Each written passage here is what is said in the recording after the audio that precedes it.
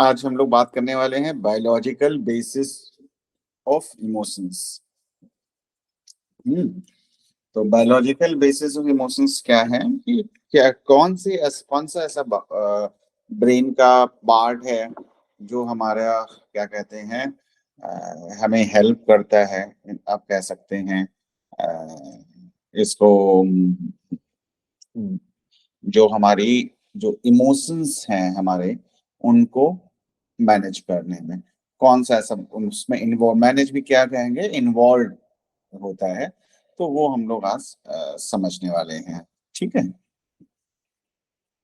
तो the following systems all interact to assist the body in experiencing and processing emotions. कौन से? The limbic system, मैंने आपको पहले भी जब हम लोग कर रहे थे एनाटॉमी उस टाइम पे भी बताया था कि लिम्बिक सिस्टम जो है हमारा वो इन्वॉल्व होता है हमारे जो इमोशंस हैं जो हम एक्सपीरियंस करते हैं। Autonomic nervous system, autonomic nervous system की भी हमने बात की थी। ऑटोनॉमिक नर्वस सिस्टम जो parasympathetic and sympathetic nervous system है जो हमारी बॉडी को एक्टिवेट करता है या रिलैक्स रखता है। रेटिकुलर एक्टिवेटिंग सिस्टम है ना, RAS बोलते हैं इसको शॉर्ट फॉर्म में, जो ये भी हमें हेल्प करता है इमोशंस को समझने में और एक्सपीरियंस करने में। The limbic system is the area of the brain most heavily implicated in emotions and memory. The structure include the hypothalamus, thalamus and amygdala and hippocampus. ये भी हमने बात किया था। ये वाला जो एरिया है, क्या लिम्बिक सिस्टम किन तीन पार्ट से मिलके बना हुआ है? आप ये बोल सकते हैं जो हाइपोथैलेमस, इवन एक और थैलेमस, चार हो गए, हाइपोथैलेमस, थैलेमस, एमेग्डाइला एंड हिप्पोकैम्पस। तो ये चार पार्ट होते हैं इसके, क्या कहते हैं आप बोल सकते हैं लिम्बिक सिस्टम। तो लिम्बिक सिस्टम कुछ अलग से कुछ नहीं है कि लिम्बिक सिस्टम कोई बॉडी का पार्ट है, मतलब ब्रेन का कोई पार्ट है। इट इज ए लाइक आप कह सकते हैं ये तीन चार पार्ट्स मिलके, यानी कि हाइपोथैलेमस, थैलेमस, एमिग्डाला और हिप्पोकैम्पस, ये मिलके बनाते हैं लिम्बिक सिस्टम। इसको मतलब इनको कलेक्टिवली हम लिम्बिक सिस्टम बोलते हैं।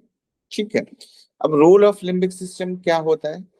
The hypothalamus play a role in the activation of the sympathetic nervous system. ये भी हमने डिस्कस किया। सिंपैथेटिक नर्वस सिस्टम को कौन करता है? आपका हाइपोथैलेमस जो है वो उसको कंट्रोल करता है।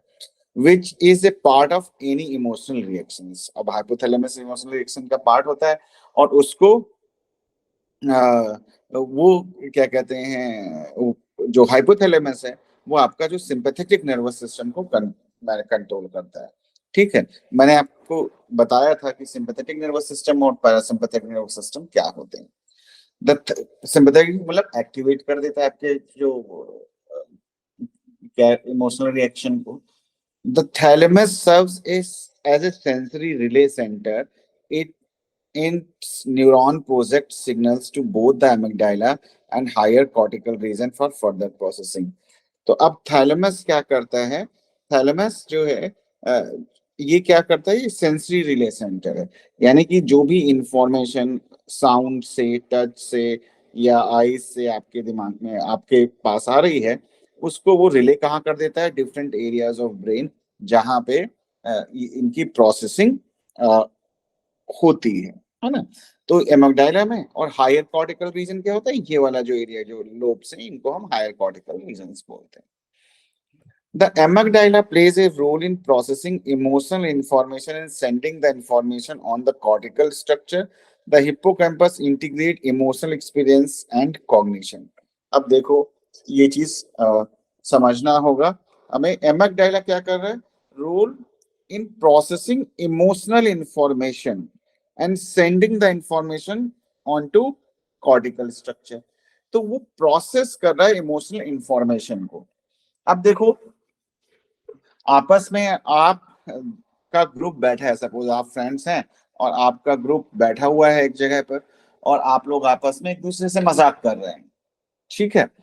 तो जब तक मजाक हो रहा है आप भी इंजॉय कर रहे हैं, कोई प्रॉब्लम नहीं आ रही है। कोई आपको कुछ बुरा नहीं लग रहा है, but as soon as same thing is happening, but as soon as you recognizes कि लोग आपका डेलिबरेटली आपको आपका मजाक बना रहे हैं, है ना, and they are intently they are doing the thing, ठीक, तो उनका इंटेंशन ठीक नहीं है, तो इमीडिएटली क्या होता है कि आपको बुरा लगना शुरू हो जाता है। क्यों होता है? बिकॉज आपने उसको इंफॉर्मेशन को इंटरप्रेट कैसे किया। इंटरप्रेट कैसे होगा? जब ये इंफॉर्मेशन यहाँ पे जाएगी, आप अपनी पुरानी चीजों को, लोग कैसे बात करते हैं, क्या होता है, वो सारी चीजें आप उसको प्रोसेस करते हैं, एंड अकॉर्डिंगली इमोशनल जो है वो रिएक्शंस आपके आते हैं, ठीक है। तो hippocampus integrate emotional experience with cognition. Cognition को कौन करता है? कॉग्निशन के साथ में, क्योंकि अब एक इसका एक और एग्जांपल मैं देकर आपको समझाता हूँ, है ना, कि जैसे ही मान लिया कि आपका कोई बहुत अच्छा फ्रेंड है और किसी बात पे आप उससे बहुत नाराज हो गए, या आपस में आपकी लड़ाई हो गई, पर जब उसने, तो क्या हुआ कि आपको बुरा लगा कि आपने फोन, सब लेट्स से आपने फोन किया और उसने नहीं उठाया, and you felt bad, and आपको बहुत गुस्सा आ रहा है, एंड यू कॉल्ड हिम, ठीक है, या बिफोर दैट लाइक आपके दिमाग में आया यार बुरा तो लग रहा है, लेकिन हो सकता है ऐसा वो करता नहीं है, शायद कोई इमरजेंसी रही होगी या कुछ होगा इस वजह से फोन नहीं उठाया, तो क्या हुआ? आपका कॉग्निशन जो है वो आ गया। इमोशंस पहले आते हैं एंड देन कॉग्निशन आता है, तो ऑलवेज इमोशंस कम्स फर्स्ट, है ना, एंड देन कॉग्निशन आता है। सर जैसे आपको किसी के ऊपर बहुत गुस्सा है, आपको लगा कि इसको मैं उठा के जो भी मुझे मिलता है मैं इसको मार दूं, इसके ऊपर प्रोडक्ट दूं, लेकिन then cognition kicks in and tells you कि भाई, यानी आपका कॉर्टिकल रीजन जो डिसीजन मेकर है वो आता है और आपको ये बोलता है कि नहीं ऐसा नहीं कर सकते तुम, that is not a right thing, and try to find out the reason कि भाई ऐसा क्या हो रहा है, ठीक है आपकी नहीं बनती है, आपको गुस्सा आ रहा है, it's okay, so do just cut off from that person. So all those things comes from like combination. Similarly क्या होता है कि आप मार्केट में गए, आपको बहुत अच्छा लगा और आप immediately you want to buy that thing, some dress or some electronic gadget or anything for that matter, हो सकता है, but when you ask the price and all, then you think that I don't need this thing, I'm just like I'm liking it, but it is not like कि मुझे बहुत पसंद है तो मैं इसको क्या कहते हैं खरीद लूं, क्योंकि मेरे यूज का नहीं है, पसंद है वो अलग बात है, तो आपको अच्छा लगा, and sometimes it happens when you go to like market and you find out कि कोई ड्रेस बहुत अच्छी है और आपने खरीद लिया, and then after some time और after reaching home you realise कि यार ये बेकार में 2-4 हज़ार रुपए का इन्वेस्ट कर दिया, इसकी कोई जरूरत नहीं थी, तो that happens, so that is what emotions and the experience cognition. तो इमोशंस पहले आते हैं, कॉग्निशन हमारा बाद में काम करता है। तो उसको ये जो आपका हिप्पोकैम्पस है ये कॉग्निशन और इमोशंस को इंटीग्रेट करता है। The process of limbic system control our physical and emotional response to the environment stimuli। तो अब क्या है? Physical and emotional response. Physical response क्या हुआ आपका? फिजिकल रिस्पॉन्स इज कि जो बॉडी में चेंजेस आ रहे हैं आपके, है ना, और इमोशनल रिस्पॉन्स क्या होगा? इमोशनल रिस्पॉन्स आपका हुआ कि आप जो फील कर रहे हैं वो चीज, तो दोनों चीजों को ये मैनेज करता है। This system categorize the experience of an emotion as a pleasant और अनप्लीजेंट मेंटल स्टेट। और यही आपको बताता है कि जैसे मैंने बताया कि आप दोस्तों के साथ बैठे एक दूसरे से हंसी मजाक कर रहे हैं, and all of sudden you realise कि ये तो मेरा मजाक बन रहा है, तो आपको बुरा लगना शुरू हो जाता है। तो यही डिसाइड करता है कि आपकी मेंटल स्टेट क्या होगी, प्लीजेंट या unpleasant, how you interpret that particular situation and emotions, ठीक है। Based on this categorisation, neurochemicals such as dopamine, noradrenaline, serotonin increases or decreases, causing the brain activity level to fluctuate and resulting in change in the body movement, gesture and poses। तो अब आपका body का movement क्या होगा, gesture क्या होगा, ये सब जब लिम्बिक सिस्टम में ये चेंजेस आते हैं वो इंटरप्रेट करता है, ब्रेन को इंफॉर्मेशन आपको मिलती है और अकॉर्डिंगली क्या कहते हैं आपकी बॉडी में न्यूरोट्रांसमीटर्स चेंज होते हैं और आपकी बॉडी की एक्टिविटी लेवल घटता है या बढ़ता है, जो भी चीज। अब जैसे सिंपल सा एग्जांपल है, we cry in both the situations when you feel happy and when you feel sad. तो crying is similar, है ना, but interpretation of that like crying कि आप क्या रीजन है और उसको आप इंटरप्रेट कैसे हैं वो डिसाइड करता है कि आप खुश हैं या आप दुखी। लो इमोशंस काम एंड रिलैक्स्ड, ये हायर कॉर्टेक्स है, एमिगडाइला, ब्रेन स्टेम, ठीक है। High emotions anger, fear, excitement, love, hate, disgust and frustration, यानी जहां पे आपको आपका बॉडीली सिस्टम क्या कहते हैं काम करता है। हायर कॉर्टेक्स डिसेबल्ड, है ना, क्योंकि जब हाई होते हो आप इमोशंस में, आपने सुना है कि जब आपको, अब हमारे इंडियन एक्सप्रेशन में तो बहुत लिखा है कि क्या लिखा हुआ है कि जब आप क्रोध होते हैं तो आपका विवेक खत्म हो जाता है, पढ़ा है आपने, पढ़ते होंगे। और बहुत सारे हम लोगों के यहाँ जो सारा सिस्टम है उसमें ये बोला जाता है। तो क्या होता है जब ये आप हायर इमोशनल स्टेट में होते हैं तो आपका दिमाग काम करना बंद कर देता है, प्रोसेस मतलब कम हो जाता है आपका सारी चीजें, ठीक है। जब आप रिलैक्स होते हैं तो बेहतर तरीके से अपने दिमाग का इस्तेमाल कर सकते हैं, और ये बोला भी जाता है हमारे यहाँ, ठीक है। रोल ऑफ एमिगडाइला, अब हम समझते हैं लिम्बिक सिस्टम का ही पार्ट है, तो इसका क्या रोल है।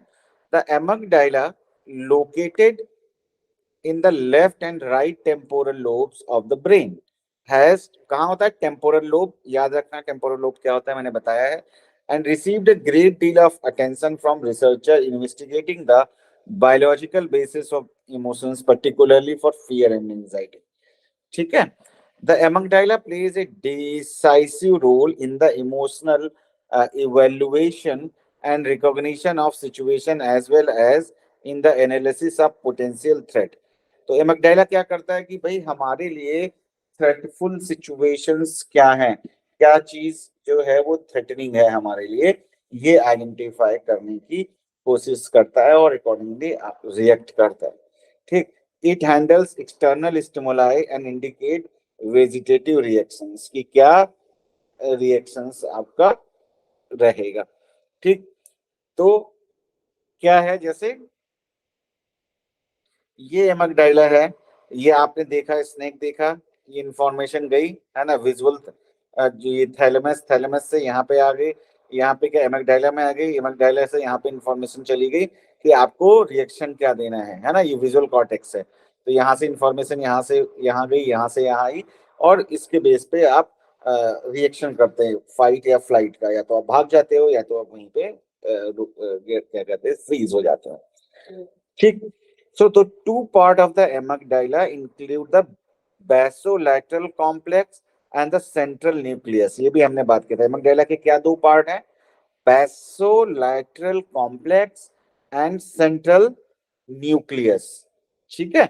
basolateral ये जो बाहर का पार्ट है, और जो अंदर का सेंट्रल पार्ट है उसको सेंट्रल न्यूक्लियस बोलते हैं, और इन दो मतलब ये दो पार्ट होते हैं amygdala के। तो basolateral complex क्या करता है, has dense connection with A variety of sensory areas of the brain. अब सेंसरी एरियाज मैंने बताया क्या होता है, सेंसरी एरिया है जहाँ पे जो सेंस ऑर्गन की इंफॉर्मेशन है वो प्रोसेस होती है। It plays a critical role in, इसको मैं ये यूज करता हूँ, इस plays a critical role in classical conditioning in attaching emotional value to learning process and memories. अब देखो याद रखना है आपको, बेसोलेटरल कॉम्प्लेक्स क्या करता है। अब क्लासिकल कंडीशनिंग क्या होती है, पढ़ा है बिहेवियर थेरेपी में, या जो उसकी क्या बोलते हैं पावलोव की क्लासिकल कंडीशनिंग पता है। Yes sir. हाँ, तो क्लासिकल कंडीशनिंग में क्या होता है, क्लासिकल कंडीशनिंग में आप का, जैसे एक एग्जांपल, रियल लाइफ एग्जांपल बताता हूं मैं आपको, थ्योरी तो नहीं पढ़ाने वाला हूं, कि जैसे आप कार से जा रहे हैं, कोई जा रहा है, आप क्या मतलब कोई भी जा रहा है कार से, और उसका एक्सीडेंट हो गया, तो अब उसको ये लगने लगा कि कार चलाएंगे तो एक्सीडेंट हो जाएगा, तो कार के साथ में एक्सीडेंट की फीलिंग अटैच हो गई, ठीक है। तो इसी को हम बोलते हैं क्लासिकल कंडीशनिंग। यानी कार से फेयर नहीं होता है यूजुअली, लेकिन अब उसको कार से फेयर होने लगा क्योंकि उसका एक्सीडेंट हो गया, तो एक साथ मीनिंग अटैच हो गया। तो ये काम कि कार के साथ फियर अटैच हो जाना, या ऐसी कोई सिचुएशन जो आपका, मान लिया कि आप कोई किसी रेस्टोरेंट में गए और रेस्टोरेंट में आपने खाना खाया और खाना आपको बहुत ही खराब मिला, तो आपका क्या हो गया कि भाई बाहर का खाना खराब होता है ना, या रेस्टोरेंट में खाना अच्छा नहीं मिलता, आपने ये बना लिया क्या कहते हैं, नो, तो क्या हुआ, क्लासिकल, इसी को क्लासिकल कंडीशनिंग बोलते हैं। और इसको आप पढ़ भी सकते हैं अगर नहीं पढ़ा है, क्योंकि बिहेवियर मॉडिफिकेशन की जो थ्योरीज हैं या बिहेवियर मेडिसिन जो आप पढ़ोगे वहां पे ये यूज होने वाला है। तो ये काम कौन करता है, ये काम एमेग्डाइला करता है आपका। एमेग्डाइला का कौन सा पार्ट करता है, बेसोलैटरल complex. Central nucleus plays a role in attention. It has connection with the hypothalamus and various areas of the brain stem and regulate the activity of autonomic nervous system and endocrine system. अब एमकडाइला क्या करता है, एमकडाइला का connection कहाँ से होता है, brain stem, hypothalamus, इन सब से होता है, और ये आपके ऑटोनॉमिक नर्वस सिस्टम को कंट्रोल करता है, एंडोक्राइन। अब जो एंडोक्राइन ग्लैंड्स हैं, अब होता क्या है, जैसे ही मान लिया कि जो पिछला एग्जांपल हम देख रहे थे, स्नेक को देखा, ठीक है, अब स्नेक के साथ में क्या है कि आपके उसने एमकडाइला ने आपके जो ऑटोनॉमिक सिस्टम को अलर्ट कर दिया कि भाई दिक्कत है, भागो यहाँ से। तो एमक उसने क्या किया, आपका ऑटोनॉमिक नर्वस सिस्टम एक्टिवेट हो गया, आपको एक्स्ट्रा एनर्जी मिली, आप वहां से भाग सकते हो, या आपको लगता है नहीं भाग सकते तो आप फ्रीज हो जाते। तो आपके आपका जो हार्ट बीट है वो बढ़ जाता है, सारी चीजें, स्वेटिंग होना शुरू, भाग, तो क्यों होती है, क्योंकि एक्स्ट्रा एनर्जी मिल रही है आपको, और जिससे कि आप भाग सको, है ना। और क्या होता है, कई बार ये देखा है ना कि जब आदमी इवन इन पेन ऑल्सो, कि उसको दिक्कत हो रही है, पैर में चोट लगी है, पेन हो रहा है, लेकिन उस टाइम पे अगर कोई उसको कोई खतरनाक चीज दिखती है या उसको कोई डेंजरस ऑब्जेक्ट या एनिमल दिखता है, तो वहां से भाग जाता है। क्यों, क्योंकि हम सबको पता है कि कुछ ऐसे न्यूरोट्रांसमीटर हमारी बॉडी में रिलीज हो जाते हैं जो पेन की फीलिंग को कम कर देते हैं ऑटोमेटिकली, तो आप वहां से, आपकी एनर्जी यूटिलाइज होती है और आप वहां से भाग खड़े होते हैं, है ना। तो ये सारे काम आपका एमकडाइला के थ्रू, एमकडाइला के सेंट्रल न्यूक्लियस के थ्रू होता है ना। रोल ऑफ एमकडाइला में फर्दर क्या है, research suggest that amygdala is involve in mood and anxiety disorder, ये मूड और एंजाइटी डिसऑर्डर में भी इन्वॉल्व होता है। Changes in amygdala structure and function have been found in adolescents who either are at risk for a or have been diagnosed with a mood or anxiety disorder. तो ये देखा गया कि mood anxiety disorder क्या है, emotion से related चीजें हैं। तो ये देखा गया है कि उनके जिनको ये एडोलसेंस, जिनको ये चीजें हैं, या जो रिस्क ज्यादा लेते हैं, अब रिस्क कौन लेगा, जिसको फियर कम लगेगा, और फियर और एंजाइटी को मैनेज करता है आपका एमकडाइला। तो रिसर्चर्स हुई और ये पता लगा कि इनके स्ट्रक्चर में थोड़ा सा चेंजेस होते हैं जो ज्यादा रिस्क टेकर होते हैं। It has also been suggested that functional differences in the amygdala could be used to differentiate individuals suffering from bipolar disorder for those suffering from major depressive disorder. तो इसमें भी आपको क्या कहते हैं, हेल्प करता है डिफरेंशिएट करने में कि उस दोनों में से कौन सा डिसऑर्डर उसको हो सकता है। अब देखते हैं एक डिसऑर्डर है इंटरेस्टिंग, क्लेवर ब्यूकी सिंड्रोम।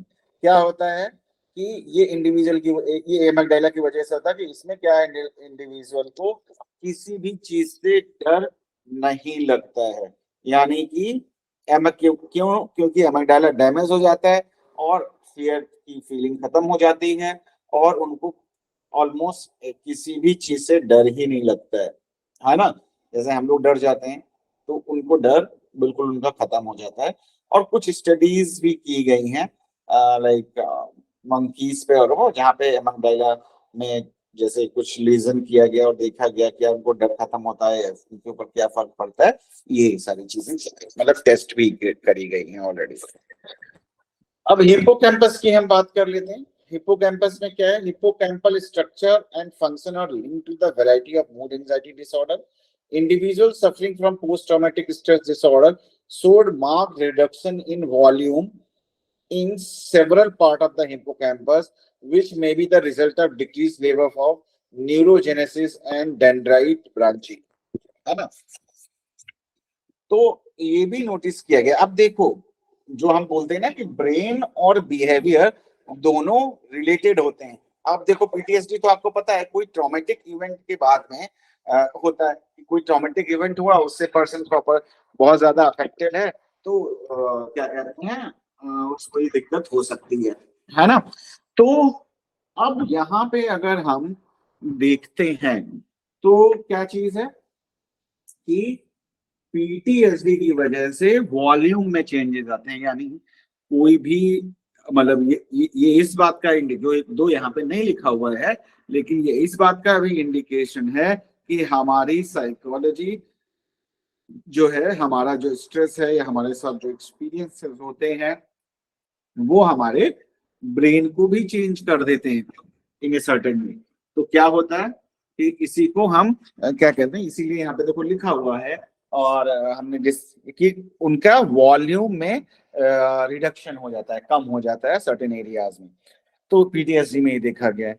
तो इट मींस कि हिप्पोकैम्पस डायरेक्टली रिलेटेड है पीटीएसडी, या पीटीएसडी भी kind of stress related disorder है आप कह सकते हैं, या एंजाइटी इमोशन से रिलेटेड है।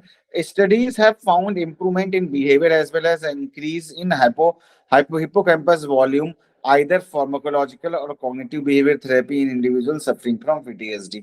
तो अगर उनके अंदर इंप्रूवमेंट होता है, उनका सीबीटी होता है या मेडिसिन चलती हैं, तो उनके क्या कहते हैं ये जो हिप्पोकैम्पस का वॉल्यूम है वो भी इंक्रीज होता है। तो यू कैन सी दैट कि भाई इवन इन मतलब ये भी रिसर्चेस हैं कि इवन इन सीबीटी, जब आप सीबीटी करते हो पर्सन बेटर फील करता है, तो हिप्पोकैम्पल जो एरिया है उसका वॉल्यूम इंक्रीज हो जाता है। तो ये देखो ये बहुत बेसिक स्टडीज हैं, लेकिन ये इंडिकेट करती हैं कि आप जो थेरेपी करते हैं वो कितना इंपॉर्टेंट होती है। नॉट ओनली थेरेपी, कि बोला जाता है ना कि जब आप किसी से बात करते हैं, और हमारे जो इंडियन कल्चर में ये सिखाया जाता है, बोला भी जाता है कि हमें मतलब लोगों से अच्छे से बिहेव करना है। तो लोग कई बार बोलते हैं ना कि बोलते दिया इससे क्या होता है, फिजिकल डैमेज तो नहीं किया कुछ, लेकिन आप देख सकते हैं कि कोई भी सिचुएशन कितनी बुरी तरीके से आपके ब्रेन को डैमेज करती है या इम्प्रूव कर सकती है। तो ये इस बात का भी मतलब इम्पोर्टेंस शो करता है। सर ये ऑटोनॉमिक, न्यूरोप्लास्टिसिटी हुआ। हाँ सर ये भी न्यूरोप्लास्टिसिटी है ना जो। नहीं, ये न्यूरोप्लास्टिसिटी नहीं है बेटा। सर पर ब्रेन वो हिप्पोकैम्पस का वॉल्यूम चेंज हो रहा है। नहीं, वॉल्यूम चेंज होता है, लेकिन ये आपका न्यूरोप्लास्टिसिटी नहीं होती है। न्यूरोप्लास्टिसिटी चलो मैं बता देता हूं आपको, आपने पूछा है तो न्यूरोप्लास्टिसिटी क्या होती है कि ब्रेन का कोई पार्ट अगर डैमेज हो जाता है ना, मान सपोज कि जैसे कोई बच्चा है और उसके ब्रेन में कोई चोट लग गई है ना, और ट्रॉमा हुआ, तो ब्रेन है, ब्रेन में किसी भी तरह का एक ट्रॉमा, सपोज ये वाला एरिया जो है सर्टेन एरिया, इस फ्रंटल लोब का एक एरिया उसमें डैमेज हो गया, और उस फ्रंटल लोब के एरिया का काम क्या था,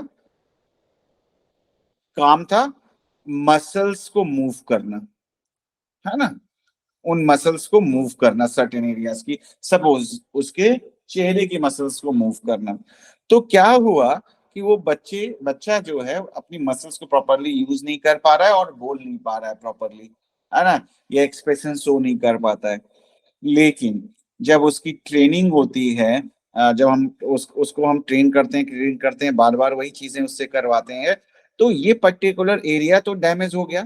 अभी तक की जो स्टडीज हैं वो ये बोलती हैं कि ब्रेन का अगर कोई एरिया डैमेज हो गया तो वो दोबारा से क्या होता है, नहीं जनरेट होता है, मतलब न्यूरॉन्स रीजनरेट नहीं होते हैं। तो अब इस एरिया ने ये काम करना छोड़ दिया, क्योंकि यहाँ पे तो कुछ स्ट्रोक हुआ या चोट लग गई या ट्रॉमा हुआ या इन्फेक्शन हुआ। तो अब ब्रेन का जो ये वाला एरिया है, धीरे धीरे जब विद प्रैक्टिस ब्रेन के इस वाले एरिया ने ये काम अडॉप्ट कर लिया, है ना, कि ये जो मसल मूवमेंट का था वो अडॉप्ट कर लिया, क्योंकि ब्रेन, तो इसको हम न्यूरोप्लास्टिसिटी बोलते हैं। आया क्लियर है तनिका? Yes sir got it thank you. है ना, इसको हम न्यूरो ट्रांसफर, और बच्चों में ज्यादा होती है।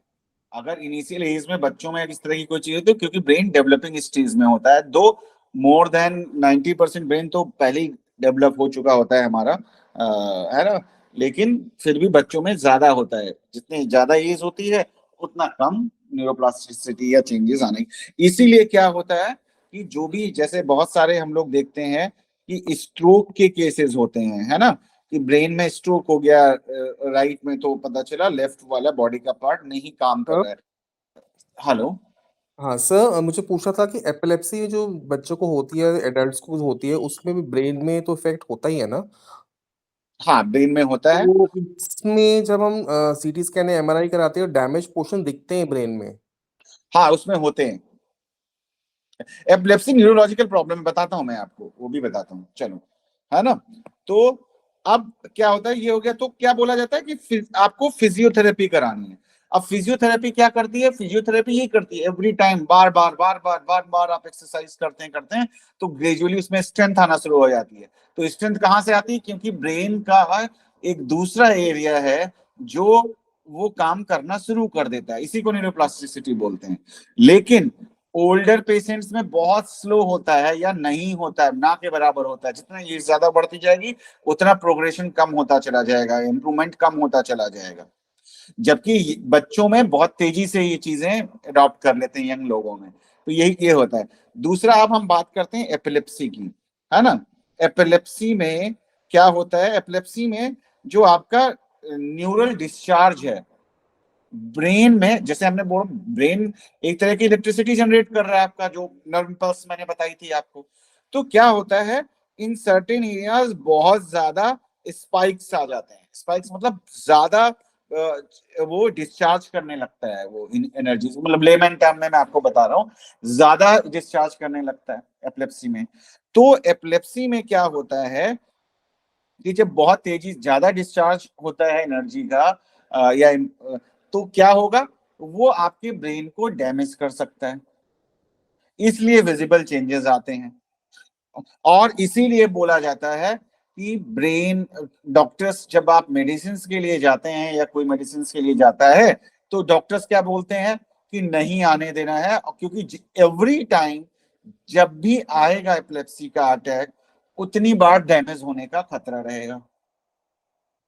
तो डॉक्टर्स की कोशिश ये होती है कि मेडिसिन चलती रहे और ना आए। और अगर 3 इयर्स तक यूजुअली लेके चलते हैं कि अगर नहीं आते हैं तो वो मेडिसिन टेपर करना शुरू कर देते हैं। एंड देयर आर पीपल जिनको मेडिसिन खाते खाते भी आते हैं, ठीक है। तो वो ब्रेन में स्ट्रक्चरल चेंजेस करता है और वो परमानेंट चेंजेस होते हैं। तो जितनी बार आता है, इसीलिए एपिलेप्सी के जितने भी बच्चे जैसे आपके पास आते हैं कभी, तो आप उनका सबसे पहले कॉग्निटिव असेसमेंट करते हैं, यानी आईक्यू असेसमेंट करते हैं, कहीं उसकी आईक्यू और इन चीजों पे इफेक्ट तो नहीं पड़ा। एवरी टाइम जब भी आएगा एपिलेप्सी का तो ये खतरा हमेशा बना रहता है। और अगर उसका ट्रीटमेंट नहीं होता है तो कॉग्निटिव एबिलिटीज कम हो जाती हैं, उसका आईक्यू कम हो जाता है। ठीक है कुमार जी, समझ में आया? Yes yes sir. हाँ, तो हम कहाँ पे थे? Autonomic nervous system is a part of peripheral nervous system, ये हमने बताया, डिस्कस किया है।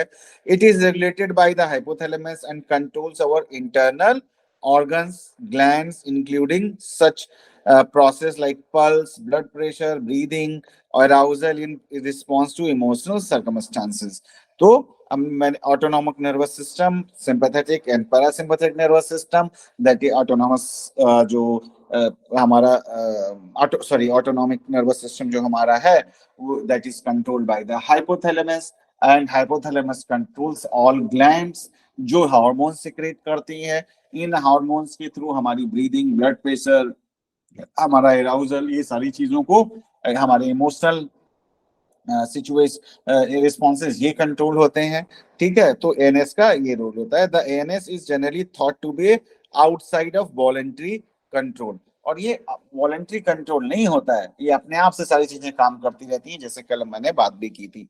The ANS can be further subdivided into sympathetic and parasympathetic nervous system, ये भी डिस्कस किया है मैंने, तो अगर आते तो देख लेते हैं। तो सिंपैथेटिक नर्वस सिस्टम क्या करता है, पैरासिम्पैथेटिक नर्वस सिस्टम क्या करता है। सिंपैथेटिक नर्वस सिस्टम मैंने पहले भी बताया क्या करता है, आप स्ट्रेस होता है तो आपका फाइट या फ्लाइट रिस्पॉन्स के लिए आपको प्रिपेयर करता है।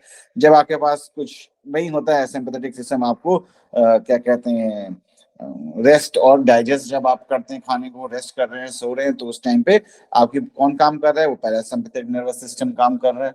तो sympathetic nervous system controls the endocrine glands to prepare the body for emergency action, yani flight and fight reactions, and and uh, and SNS activates causes the adrenal glands to produce epinephrine, है ना, which results in the fight and flight response. This response involves increased blood flow to the muscles, increased heart rate, other physiological response that enables to body to move more quickly and feel less pain in the situation perceived to be dangerous. ठीक है, तो parasympathetic उल्टा काम करता है. It functions when the body relax or rest. It helps the body to store energy for future use. Effect of like parasympathetic nervous system includes increased stomach activity and decreased blood flow in the muscles. तो जब आप stress में होते हैं, जब आप tension में होते हैं, तो आपका डाइजेस्टिव सिस्टम भी नहीं काम करता, आपको एसिडिटी ज्यादा होगी, आपको कॉन्स्टिपेशन हो सकता है, बहुत सारे इस तरह की चीजें, लूज मोशंस हो सकते हैं. ये सारे देखा है, एंजाइटी में बहुत सारे लोगों को लूज मोशंस होना शुरू हो जाते हैं, है ना. तो ये स्ट्रेस में ये इसीलिए हमारा जो डाइजेस्टिव सिस्टम है ठीक से काम नहीं करता, आपको नींद नहीं आएगी, बहुत सारी प्रॉब्लम्स होने के चांसेस बढ़ जाते हैं. और कंटिन्यूअस स्ट्रेस अगर रहता है तो आपकी बॉडी में परमानेंट प्रॉब्लम्स हो सकती हैं, like high blood pressure, blood sugar, है ना, अल्सर्स पेट में जो हो जाते हैं. ये बहुत सारी चीजें डायरेक्टली लिंक्ड हैं आपके स्ट्रेस से. Then the parasympathetic and sympathetic division of the ANS have complementary functions, and they operate in tandem to maintain the body's equilibrium of the body, in which biological conditions or maintained at optimal level is known as homeostasis. मतलब आपकी body को maintain रखते हैं parasympathetic normal. जब आपको जरूरत है energy देने की, एनर्जी की सप्लाई होना शुरू हो जाती है. जब नहीं जरूरत है, बॉडी रेस्ट में चली जाती है. अपने की जो वियर टियर उसकी बॉडी में आपके हुआ है, उसको वो क्या कहते हैं, रिपेयर करना शुरू कर देती है. आप ऐसे समझ सकते हैं. अब एक और जो सिस्टम था यहाँ पे, रेटिकुलर एक्टिवेटिंग सिस्टम. ठीक है, रेटिकुलर एक्टिवेटिंग सिस्टम क्या है वो हम समझ लेते हैं. रेटिकुलर एक्टिविटी सिस्टम, जिसको शॉर्ट फॉर्म में RAS बोलते हैं, is a network of neurons that runs through the core of the hind brain and into the midbrain of the and forebrain. तो अब ये देखो क्या है रेटिकुलर एक्टिवेटिंग सिस्टम. ये है रेटिकुलर फॉर्मेशन बोलते हैं, और यहाँ से न्यूरॉन्स आपके हर जगह पे जाते हैं. आप ये देखो, है ना, आपका हिंड ब्रेन, मिड ब्रेन और सेरेब्रल कॉर्टेक्स हर जगह जा रहे हैं. इसलिए फोर ब्रेन हो गया, ये मिड ब्रेन हो गया, ये हिंड ब्रेन हो गया. ठीक है, तो यहाँ पे हर जगह आपके यहाँ से न्यूरॉन्स जा रहे हैं. The RAs involve with arousal and attention, sleep and wakefulness and the control of reflexes. आपकी reflexes है ना, आप reflexes मतलब जैसे कुछ भी है, गर्म हाथ से लग गया अचानक से हट जाना without thinking, तो that is controlled by RAS. तो आपकी attention, आपकी sleep, wakefulness यानी कब जगना है, कब सोना है, कब नींद आ रही है, इन सारी चीजों को मैनेज करता है. वो होता है ना कि एक टाइम होता है जब आपका जो सर्काडियन रिदम है सेट हो जाता है, तो रात के 10 बजे अगर आप सोते हैं तो आपको 10 बजे नींद आना शुरू हो जाती है. अगर आप सुबह 5 बजे उठते हैं तो आपकी आंख उस टाइम पे खुल जाती है, अगर नॉर्मली आप देखें तो. The RAS is believed to first arouse the cortex and then maintain the wakefulness so the sensory information and emotions can be interpreted more effectively. क्या करता है, पहले वो इसको एक्टिवेट करता है, किसको, फर्स्ट arouse the cortex, यानी ये वाले एरिया को arouse करता है. then maintain the wakefulness, आपको जगा हुआ रखता है, wakefulness एक्टिव रखता है. so the sensory information and emotions can be interpreted more effectively. तो जो भी इंफॉर्मेशन आपके पास आ रही है उसको आप प्रॉपर तरीके से समझ पाए. नहीं तो क्या होता है, जब आप आधी नींद में होते, क्या कोई कुछ बोल रहा है, आधा आप सुन रहे हो, आधा नहीं सुन रहे हो. क्यों नहीं ऐसा होता है? क्योंकि आप पूरी तरह से अराउज्ड नहीं हो, आप पूरी तरह से अटेंटिव नहीं हो. It helps us to fulfill goal by directing our concentration towards them and plays a role in individual response to situation and event, है ना. So क्या होता है कि ये क्या होता है, जब इंफॉर्मेशन जाती है उसको आप इंटरप्रेट करते हो, तो जो ज्यादा इंपॉर्टेंट सिचुएशन है उस पे आप फोकस करने की कोशिश करते हो, जो नहीं है उतना उसको आप साइड लाइन कर देते हैं. तो इस तरीके से इसको आप मैनेज करते हैं. ठीक.